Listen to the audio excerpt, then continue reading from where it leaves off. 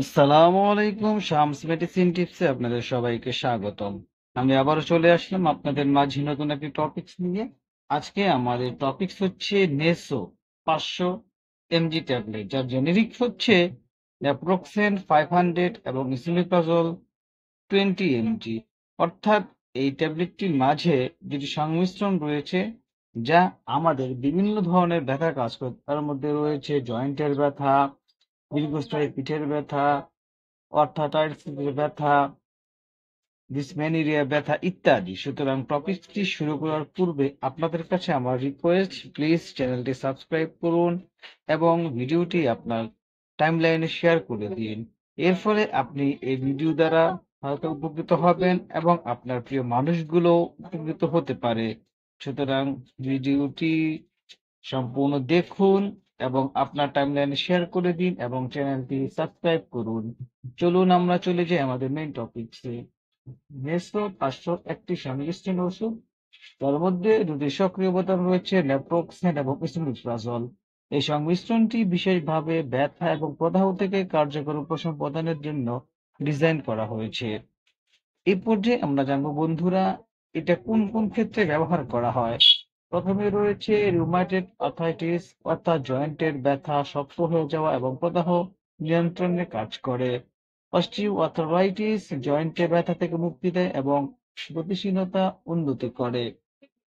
Ankylosing spondylitis দীর্ঘস্থায়ী পিঠের ব্যথা এবং শক্ত হয়ে যাওয়া কমায় এই নেসো ট্যাবলেটটি।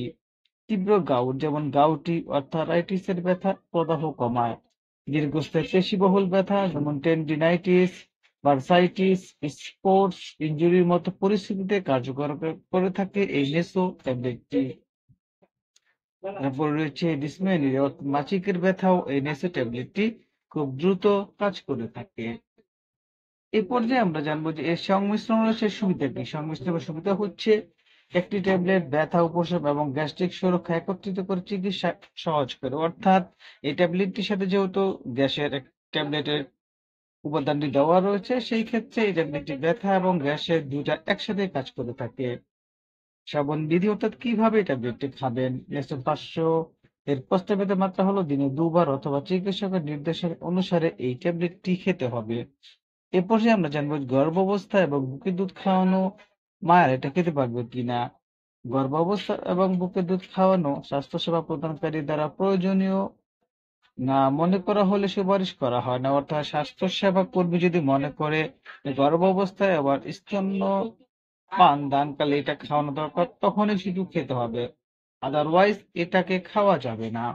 পার্শ্ব প্রতিক্রিয়া, প্রতিটি মেডিসিন পার্শ্ব প্রতিক্রিয়া রয়েছে। পার্শ্ব প্রতিক্রিয়ার মধ্যে রয়েছে বমি ভাব, মাথা ব্যথা, মাথা ঘোরা ইত্যাদি।